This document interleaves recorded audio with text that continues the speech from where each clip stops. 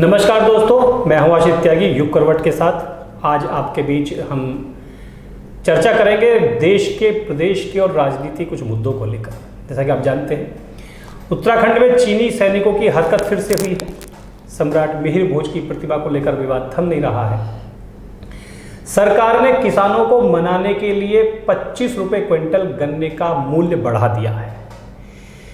इसके अलावा श्राद्ध में आखिर मंत्रिमंडल विस्तार की आवश्यकता क्यों पड़ी?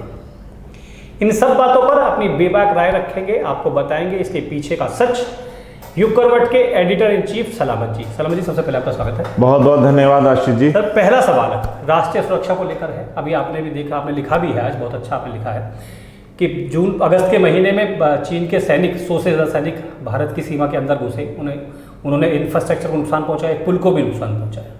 किस तरह से हमें देखना चाहिए? क्या हमारी विदेश और सुरक्षा नीति में कमजोरी है? नहीं, देखिए, इसको कमजोरी नहीं कह सकते, क्योंकि जहाँ पे वो आश्रित घुसे थे वहाँ पे सैन्य शक्तियाँ नहीं होती हैं। वहाँ पे कोई उसमें वो उसमें है तो। और आपको चीन का तो पता ही है आपको, ये तो साले डर डर के भागते रहते हैं। ये आते हैं, दीवार छू के भाग जाते हैं। और देखिए, लद्दाख में भी इनको भगाया जी जी, और कैसे इनको मारा गिराया, सब भागे। तो ये अपनी हरकतों से बाज नहीं आ रहा है। और ये सन 62 से इसकी हरकतें हैं, आप पता ही है आपको सब। तो मुझे लगता है, लेकिन फिर भी कहीं ना कहीं वो 3 घंटे वहाँ रुके हैं जी, लंबा टाइम है। 3 घंटे उनका रखना है। तो इसमें हम ये ज़रूर है, कहीं ना कहीं हमारी थोड़ी सी जो इन्फॉर्मेशंस हैं जो सीमाओं के आसपास हैं, उसमें कहीं ना कहीं इस बात को ज़रूर गंभीरता से देखना चाहिए। वो भले वहाँ पे कोई जवान हमारे तैनात नहीं होते हैं, लेकिन वो सीमा हमारी है, पुल हमारा था, और वहाँ आके वो इतना से करके और सब तोड़ ताड़ के चले गए। ये बड़ा गंभीर मामला है। हालांकि उनकी इन हरकतों से कि हमें पर बिल्कुल भी कोई असर नहीं पड़ेगा, लेकिन कहीं ना कहीं हमें थोड़ा सा ये देखना पड़ेगा कि इससे नौबत क्यों आई है और कहाँ पे कमी रही है। तो मैं समझता हूँ कि सरकार को इसको थोड़ा सा गंभीरता देना चाहिए, क्योंकि 3 घंटे का समय बहुत होता है। वो 3 घंटे वहाँ रुके हैं, और इससे पहले कि जब हमारे लोग वहाँ पहुँचे, उससे पहले वो भाग गए थे, वहाँ से चले गए थे। तो मुझे लगता है कहीं ना कहीं हल्की सी कोई लापरवाही हो सकती है। तो इसका जांच का विषय, और सरकार को चाहिए कि इस बारे में गंभीरता देखे, क्योंकि ये हल्की हल्की चीज़ें कभी कभी बड़ी बन जाती हैं।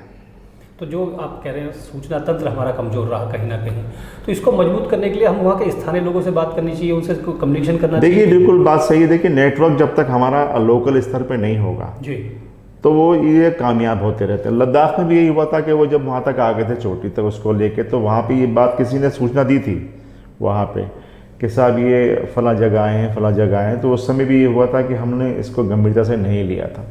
तो मैं समझता हूँ कि जो लोकल इंटेलिजेंस है, वो लोकल लोगों से टच में रहना चाहिए, क्योंकि ये चीज़ें लोकल लोग बताते हैं। अगर वहाँ ये चीज़ होती है तो आसपास का कहीं ना कहीं ऐसा कुछ होता है कि जानकारी मिल जाती है। तो लोकल नेटवर्क भी बहुत ज़रूरी है। बात उत्तर प्रदेश की मैं करता हूँ। हिंदू मान्यता के अनुसार श्राद्ध का जो समय होता है 16 दिन का, इनमें शुभ कार्य जो है हम करते नहीं, उसे परहेज करते हैं। ऐसी क्या वजह, ऐसी क्या मजबूरी आन पड़ी भाजपा के सामने, जो भाजपा खुद श्राद्ध के महत्व को मानती है और श्राद्ध के परहेज को मानती रही है पहले से ही? ऐसी क्या मजबूरी सरकार के सामने है कि मंत्रिमंडल का विस्तार श्राद्ध में करना पड़ गया? नहीं, बात आपकी बिल्कुल ठीक है, और ये हम लोगों ने लिखा भी है कि क्योंकि जाहिर है कि इसमें कोई भी काम नहीं होता, और जो भी काम अच्छा काम होता है उसको लोग करते नहीं हैं। शुभ माना जाता है ये समय श्राद्धों में, और इसकी बड़ी हिंदू उसमें संस्कृति में, इसमें धर्म में बहुत इसकी बहुत महत्वपूर्ण, बहुत मान्यता है। और मुझे खुद जब ये इस बात की जानकारी मिली कि राजभवन से पता चला कि वहाँ पे आज 6 बजे ये होना है, तो मुझे खुद इस बात की हैरत थी कि आज ये कैसे हो रहा है। और महामहिम राज्यपाल भी वहाँ नहीं थी प्रदेश में, वो भी बाहर थी। उनको भी तत्काल बुलाया गया, वो भी 1 बजे आई, और फिर 4 घंटे के अंतराल के बाद वो तय हो गया। असल दरअसल है कि आशित के ये माननीय मुख्यमंत्री नहीं चाहते थे कि अब 3 महीने 4 महीने समय रह गया है कि कोई मंत्रिमंडल का विस्तार, नया मंत्री बनाया जाए या किसी को हटाया जाए। 8 महीने पहले जो चर्चाएं थी तब ये थी कि कई लोग हटेंगे भी और कई नए बनेंगे, लेकिन वो आहिस्ता आहिस्ता, क्योंकि चुनावी मौसम था, मुख्यमंत्री नहीं चाहते थे किसी को नाराज़ किया जाए। लेकिन अभी जो प्रभारी थे उत्तर प्रदेश के, धर्मेंद्र प्रधान जी, वो उनका दौरा हुआ था उत्तर प्रदेश में, 3 दिन वो रहे, और 3 दिन में लोगों ने उनसे कहा कि जो लोग पार्टी छोड़ के आए थे बड़ी उम्मीदों के साथ आए थे कि आखिरकार उनको कहीं ना कहीं कुछ मिलेगा। तो और संजय निषाद सबसे ज़्यादा परेशान थे। क्योंकि उनको लगता था कि शायद उनका अगर अब नंबर नहीं आया तो कभी नहीं आएगा। चुनाव के बाद शायद उनको लगता था कि नंबर नहीं आ पाएगा, तो इसलिए ये हुआ कि फिर ऊपर से दबाव किया गया और ताकि ना चाहते हुए भी शराधों में ये कार्यक्रम रखा गया। अब देखिए, मुझे लगता है कि जब तक कि मंत्री लोग अपने कार्यकाल को समझेंगे आचार संहिता लग जाएगी। अब सरकार आती है नहीं आती है एक अलग इशू है, लेकिन भविष्य तय करेगा। बट ये है कि शराधों में आज तक कभी हुआ नहीं है, तो अब ये मंत्रियों के लिए कितना शुभ रहेगा अशुभ रहेगा ये 2022 में पता चलेगा। लेकिन उनको MLC तो पद मिल ही गया, विधायक तो हो गए, मंत्री हो गए, काम शुरू मंत्रालय में जितिन प्रसाद का सबसे ज़्यादा, जितिन प्रसाद और संजय निषाद, इनका बड़ा दबाव था।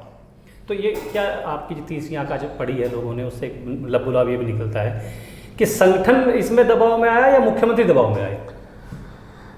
अब देखिए, कहीं ना कहीं दबाव तो था, कहीं ना कहीं तो दबाव था कि ना चाहते हुए भी शराधों में हुआ है। तो कहीं ना कहीं अब कौन दबाव में ये तो हमें नहीं पता, लेकिन कहीं ना कहीं कोई दबाव में तो कोई था जरूर।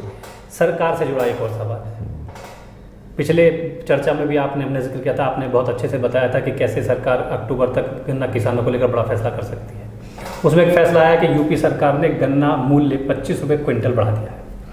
विपक्ष कह रहा है कि 400 रुपये रेट होना चाहिए, जो अभी 360 है, 40 रुपये और बढ़ना चाहिए था।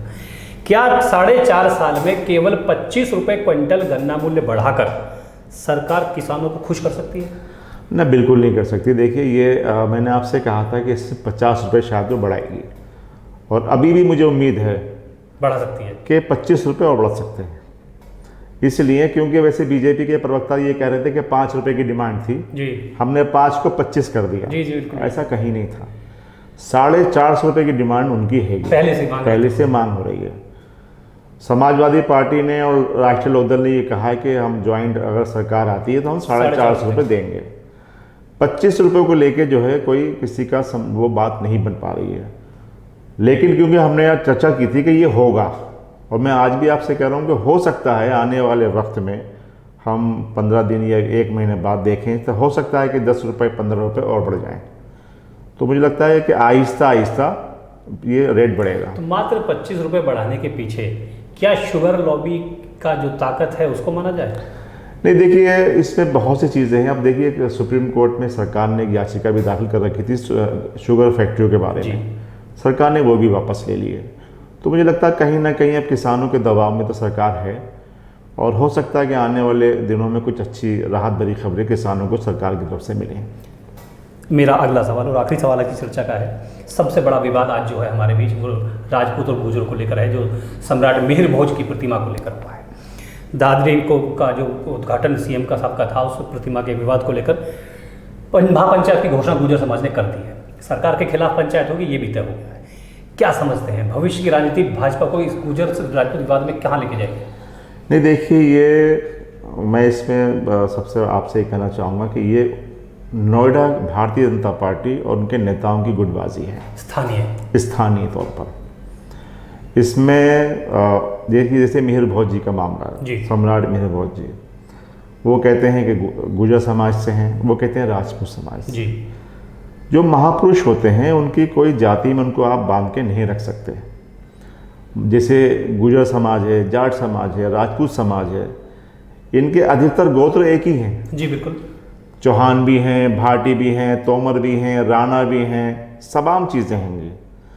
तो इनको आप किसी उसमें बांध के नहीं रख सकते। लेकिन क्योंकि गौतम बुद्ध नगर में बहुत बड़ी राजनीति इसको लेके हो रही है, मुख्यमंत्री जिस दिन आए थे उस दिन भी तमाम गुर्जर शब्द हटा दिया गया, फिर लगाया गया, आज भी बहुत कुछ हुआ है। और इस राजनीति की वजह से जो तेजपाल नागर जी विधायक दादरी के हैं, उनका मंत्री पद बनने का सपना भी खत्म हो गया इसी विवाद की वजह से। वहाँ पे सांसद डॉक्टर महेश शर्मा जी का भी कहीं ना कहीं इस बात को लेके इनसे विवाद रहता है। लेकिन सबसे बड़ी मैं आपको बताऊं कि महेश शर्मा जी के जब भी कोई कार्यक्रम हुए उसमें उन्होंने सभी के लोगों के नाम अपने उस कार्यक्रम में रखे हैं, शीला पट पे रखे हैं, सुरेंद्र नागर जी जो सांसद हैं, विधायक सब हैं। लेकिन जब यहाँ पे कार्यक्रम हुए तो वहाँ सांसद जी का भी नाम नहीं हुआ। जी नहीं। तो मुझे लगता है कहीं ना कहीं भारतीय जनता पार्टी की स्थानीय गुटबाजी जो है वो पार्टी को नुकसान पहुँचा सकती है। और ये इशू जो है अगर ज़्यादा बढ़ गया, आसपास कल सभा वहाँ पे जनसभा हुई, फिर 2 तारीख को भी मीटिंग होने जा रही, महापंचायत होने जा रही है, तो ये एक 2 बड़ी जातियों के बीच टकराव की स्थिति है।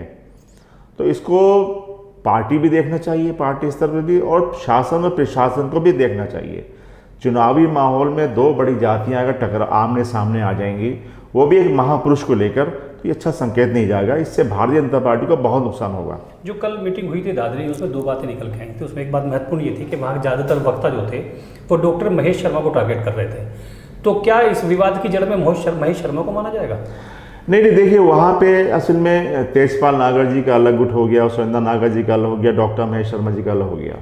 जो नोएडा के विधायक हैं पंकज जी किसी गुट में नहीं है वहाँ पे। अच्छा। वो बिल्कुल अलग हैं, साइलेंट हैं। लेकिन ये महेश शर्मा जी, सुरेंद्र नागर जी और इन तमाम में पहले से कहीं ना कहीं दूरियां रहती हैं, चलती आती है। तो मुझे लगता है कि इस इशू में भी यही आसपास ही इनके पूरी राजनीति घूम रही है।